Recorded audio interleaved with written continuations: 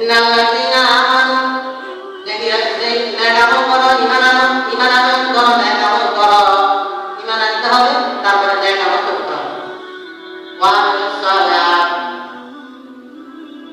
কানাত লাহুম জান্নাতুল ফিরদাউসি নুজুলা, তোমাদেরকে দান করা হবে জান্নাতুল ফিরদাউস, যদি তোমরা ঈমান আনো, নেকামল করো। খালিদিনা ফিহা, সেখানে তুমি চিরদিন থাকবা। লা ইয়াকুনা আনিহা, সেখান থেকে তোমাকে বের করা হবে না, চিরদিন থাকবে।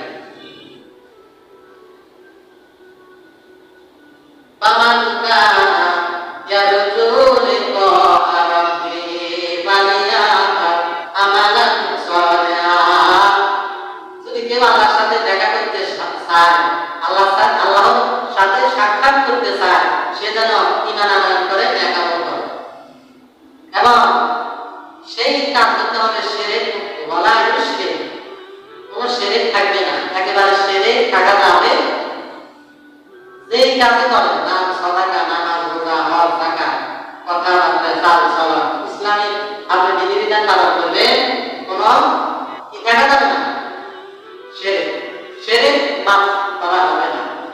অন্যান্য গুনাহ আল্লাহ তাকে ক্ষমা করবেন, কিন্তু শিরক ক্ষমা নাই, শিরকের গুনাহ ক্ষমা নাই।